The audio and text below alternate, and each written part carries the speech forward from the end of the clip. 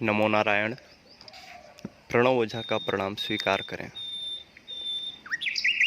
क्या ईश्वर हमारी बात सुनता है? क्या हमारी प्रार्थना, हमारी फरियाद, हमारे प्रेयर्स उस तक पहुंचते हैं? क्या उस परम पिता को आभास भी होता है कि उसकी संतान क्या चाहती है? क्या वह वाहे गुरु, वह परमेश्वर हमारे सुख दुख से, हमारे साथ जो घटित हो रहा है उससे वाकिफ रहता है? आज इसी विषय पर एक दो छोटे छोटे किस्से सुनाऊंगा, बल्कि किस्सों से ज़्यादा उसे किसी की आप बीती कहिए, क्योंकि वह किसी के साथ घटित हुआ है, किसी साधक के साथ, किसी सामान्य व्यक्ति के साथ घटित हुआ है और उन्होंने ही हमें बतलाया है और वही हम आपके साथ शेयर करने जा रहे हैं।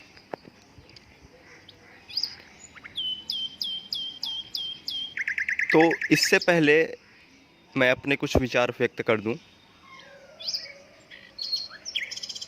यदि हम किसी के लिए भी अपना समय दे रहे हैं तो वह भी हमारी फिक्र करता है।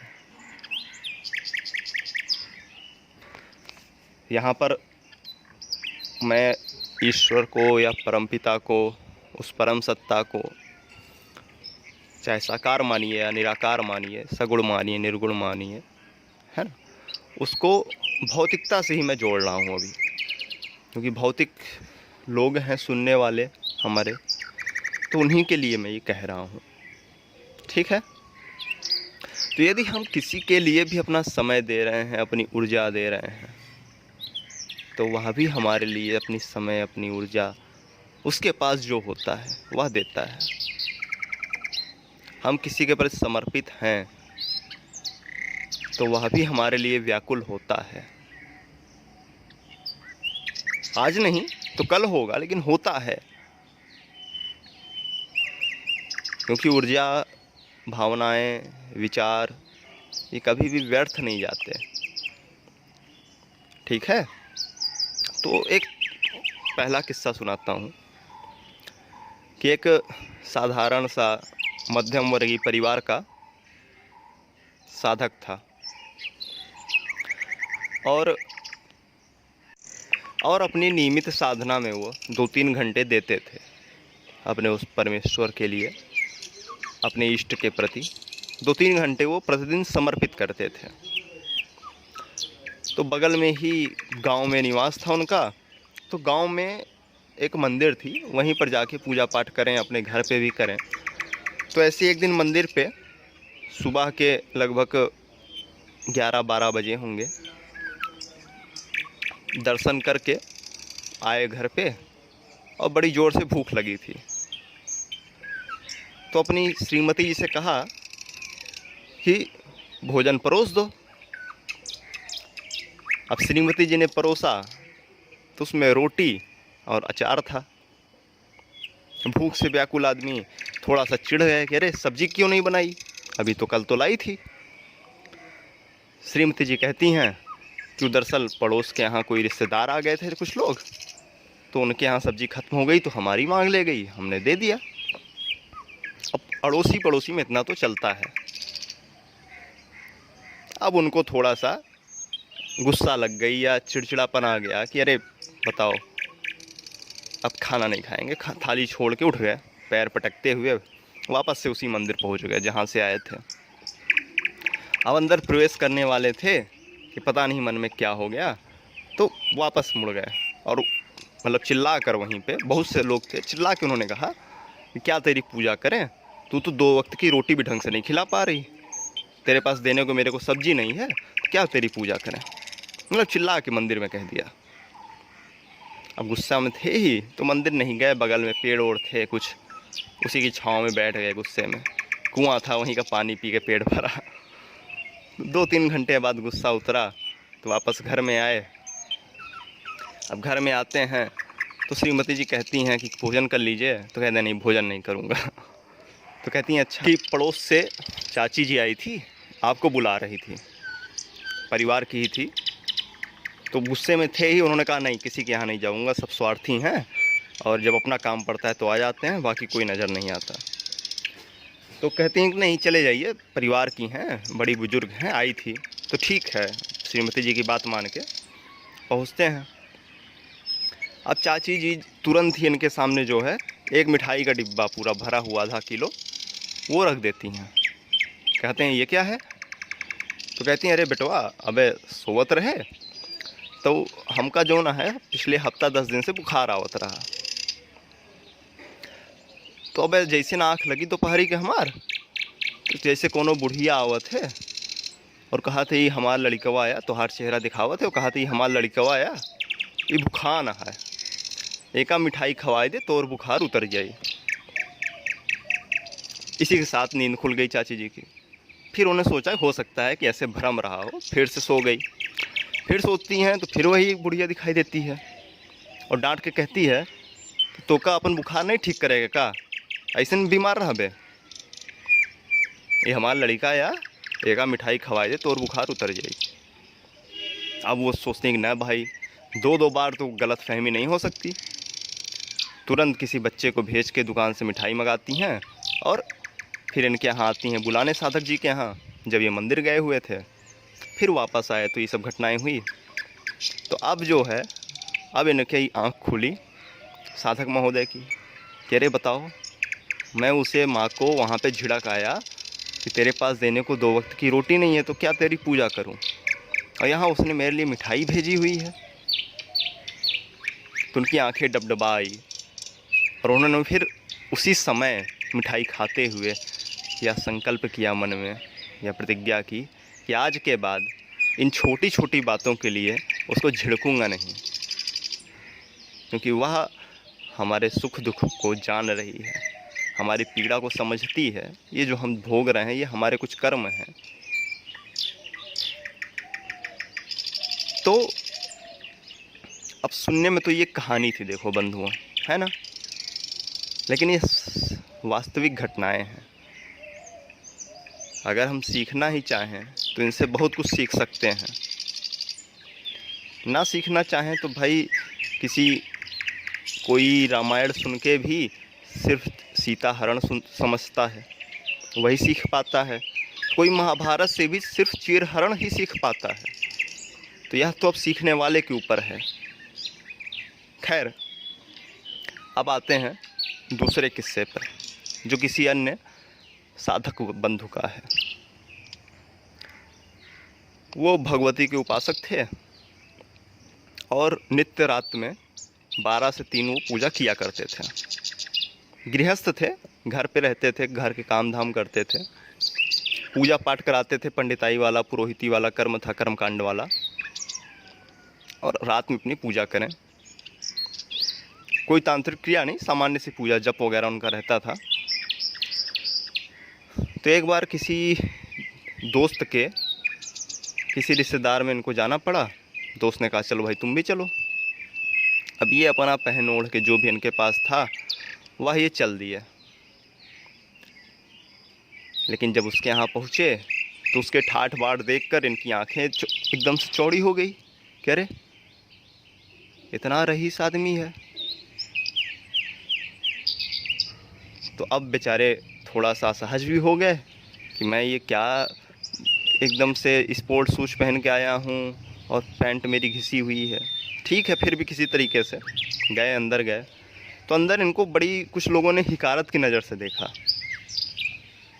होता नहीं कि सब भाई बढ़िया कपड़े में हैं, चारों तरफ नौकर इत्यादि टहल रहे हैं, और कोई व्यक्ति इस तरीके से आ गया जिसके कपड़े भी घिस चुके हैं पूरे, कहीं से शर्ट के रेसे उधड़े हुए हैं। तो लोगों ने बड़ी उन्हें हीन भावना से देखा। यह बात कहीं ना कहीं उनके मन में बैठ गई। तो भोजन पानी करके दोस्त रोकता रहा कि रुको साथ चलेंगे, लेकिन ये चले आए। ये कह बहाना बना दिया कि चले आए। घर पहुँचे, रात में 11 साढ़े 11 बज रहा था। फिर 12 बजे से पूजा करने फिर बैठ गए। अब चाहते तो नहीं थे मतलब ऐसा कुछ सोचना, लेकिन जैसे ही पूजा करने बैठे तो दृश्य पटल पे, मस्तक पटल पर वही दृश्य फिर उभर आए उनकी नज़रें, कैसे लोग इन्हें देख रहे थे। फिर झिड़कें कि नहीं जप करना है, फिर जैसे ही माला बढ़ाएं, आँख करें, फिर वही दृश्य उभर आए। तो इनकी आंखें डबडबा आई, आंखों से आंसू गिरने लगे। बोला कुछ नहीं इन्होंने बस, लेकिन इन्हें एक दिल में बात कहीं गहरे बैठ गई कि आज मेरे पास अगर अच्छे कपड़े होते तो क्या लोग मुझे इस तरीके से कभी देखते। क्योंकि पूजा पाठ में तो आप जानते ही हो क्या मिलता है। लोग अक्सर कोई धोती दे दिए, वो भी एकदम ख़राब वाली, कोई ने अंगोछा दे दिया, और उसमें पार्टी वगैरह लायक तो कपड़े मिलते नहीं हैं, तो उनके पास नहीं थे। तो मन में हीन भावना थोड़ी सी आ गई थी और आंखों से आंसू झर रहे थे। किसी तरीके से उन्होंने अपना जप पूर्ण किया, पूर्ण करके सो गए। सुबह उठे ही थे कि मोबाइल में घंटी जो है बज उठी, कॉल आने लगी किसी की। देखा तो उनके एक पुराने परिचित यादव जी का फ़ोन था। रिसीव किया तो यादव जी ने कहा कि आप जो थोड़ा है घर चले आइए। इन्होंने कहा क्या हो गया? कहा नहीं हुआ कुछ नहीं है, थोड़ा घर चले आइए। तो चूंकि आना जाना था, पुरोहित कर्म तो ऐसा होता ही है कि घर एक दूसरे के जाना पड़ता है। तो घर पहुंच गए उनके। जैसे ही घर पहुंचे, पानी उनी पिए, तो तुरंत एक जो है रेमंड का थैला उठाकर यादव जी ने इन्हें दे दिया। अब ये थोड़ा भाई उसमें हो गए कि ये क्या है भाई, रेमंड का थैला क्या है? बोले इसमें क्या है? कहे देखिए। तो देखा तो एक बढ़िया मतलब बहुत ही अच्छी क्वालिटी का रेमंड का पैंट शर्ट था, और साथ में थे सिलाई के पैसे। पंडित जी तो कुछ बोल ही नहीं पाए कि मतलब ये क्या हुआ, मुंह खोले देख रहे हैं उनको। तो उन्होंने कहा कुछ नहीं, ऐसे ही मेरा बहुत सा काम पिछले कुछ दिनों से फंसा हुआ था, वो उम्मीद है कि अब हो जाना चाहिए, तो हमने कहा एक ब्राह्मण को कुछ जो है दान दे दिया जाए। अब पंडित जी को रात वाली बातें वहीं से याद आ गई। यादव जी कह रहे हैं कि नहीं रुको, खाना खा के जाओ पंडित जी, फलाहार कर लो, कुछ कर लो। पंडित जी से रोके रुक नहीं रहे हैं। थैला उठाया, पंडित जी ने पूजा कक्ष में आ गए। मुंह से कुछ बोल नहीं फूट रहे हैं, बस अब वही माँ के चरणों में सिर रखा, वहाँ आंसू गिरने लगे कि हे माँ, मैंने कहा भी नहीं, तूने बात पढ़ ली। मतलब इतनी करुणा है तेरे अंदर कि बालक के आंसू ना देख पाई। पंडित जी बताते हैं कि उस दिन से आज तक लगभग कई साल हो गए, और कभी भी उन्हें कपड़े की आवश्यकता नहीं पड़ी, मतलब कपड़े खरीदने नहीं पड़े। महंगे से महंगे कपड़े उनके पास पता नहीं कहाँ से आ जाते हैं। वही लोग जो पूजा पाठ में पहले धोती और अंगोछा देते थे, वही अब बढ़िया कपड़े, कोई सूट दे रहा है, कोई सफारी दे रहा है, कोई पंडित जी को ले जाकर दुकान में बढ़िया जूते खरीद दे रहा है। मतलब कपड़े के लिए, जूतों के लिए, पहनने के लिए उन्हें कभी भी कमी नहीं पड़ी। और आज वर्षों हो गए, दसियों वर्ष हो गए होंगे और हो गए होंगे, लेकिन उनके कपड़े हमेशा वीआईपी रहते हैं। जेब में भले उनके पैसा ना हो, लेकिन उनके कपड़े हमेशा रईस वाले होते हैं, और कभी खरीदते नहीं, वो आ जाते हैं पता नहीं कहाँ से। तो यह है हमारे ईश्वर की, हमारे इष्ट की, जिनकी भी हम उपासना करते हैं, उनकी करुणा है। इससे क्या समझ में आता है? इससे यही समझ आता है कि यदि तू अपना एक कदम बढ़ाएगा उस परमात्मा की ओर, उस परमेश्वर की ओर, तो वह दौड़ा चला आएगा तेरी ओर।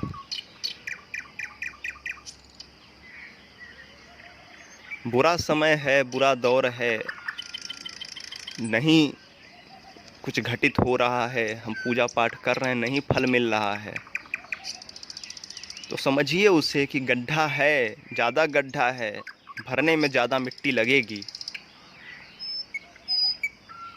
लेकिन हार नहीं मानना है। उस परवरदिगार से अपना भरोसा नहीं मिटाना है।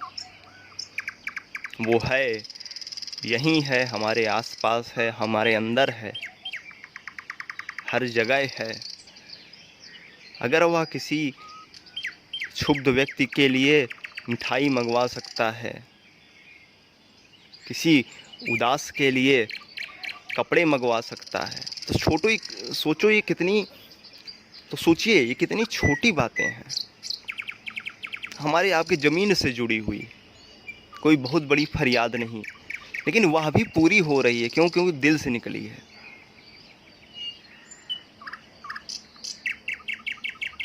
और यही माला फेरते फेरते, यही पाठ करते करते मन भी फिर जाता है। कहते हैं ना कि मन नहीं लग रहा है तो क्या पूजा पाठ का फल होगा, मन में तो तरह तरह की बातें आ रही तो क्या फल होगा। अरे यही करते करते मन लगने लगता है।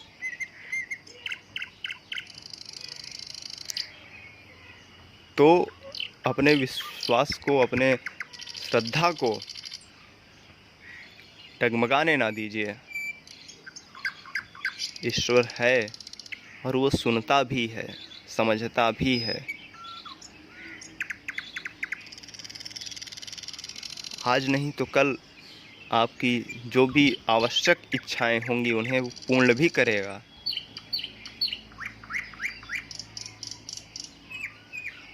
मैंने कभी नहीं सुना कि कोई साधक बंधु जो ईश्वर के प्रति समर्पित हो वह कभी भूख से मरा हो। वीराने जंगलों में ऐसे अनुभव हैं कि लोग भोजन दे जाते हैं, जहाँ पर कोई नहीं है, पशु पक्षी तक नहीं है, वहाँ पर भी भोजन पहुँच जाता है। कैसे होता है ये? अब आप मान लो ये जो कपड़े वाली कथा थी, ठीक है, इसको कह सकते हो कि संयोग रहा होगा, ठीक है, व्यवहारिक बुद्धि है, मान लीजिए संयोग रहा होगा। वो मिठाई वाली को आप क्या कहेंगे? वह भी संयोग है।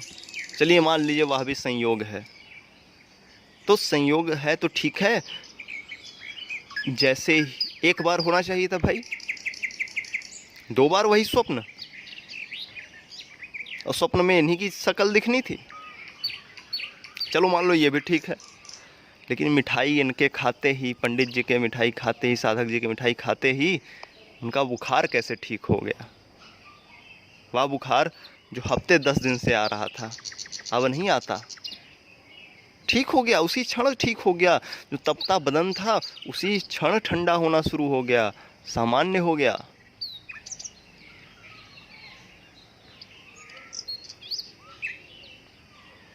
तो मुझे रास आ गया है तेरे दर पे सर झुकाना, तुझे मिल गया पुजारी, मुझे मिल गया ठिकाना। तो खोज कीजिए, अनुभव कीजिए और आनंद को प्राप्त हो जाइए। लाइक कीजिए, शेयर कीजिए और सब्सक्राइब करके जुड़ जाइए। वीडियो को अधिक से अधिक जनों तक पहुंचाएं कि कहीं भी किसी भी डूबते सितारे को आसमां मिल जाए, किसी निराश को आशा मिल जाए, किसी हताश को उम्मीद मिल जाए। इससे बड़ा पुण्य क्या होगा, है ना? चलिए जी, फिर मिलेंगे कभी। और यदि आपके साथ भी यदि ऐसी कोई घटना हुई है, परमेश्वर का एहसास आपको हुआ है, तो हमें व्हाट्सएप पर रिकॉर्ड करके भेजें। लिखिएगा मत, रिकॉर्ड कर दीजिएगा, रिकॉर्ड करके भेजें, कभी हम उसे भी शेयर करेंगे। हमारा नंबर है 7905755326 7905755326। यही व्हाट्सएप नंबर है, इस पर आप रिकॉर्ड करके भेजें। यदि आपके साथ भी ऐसी कुछ अप्रत्याशित घटनाएं हुई हैं तो अनुमति दीजिए। श्री राधे।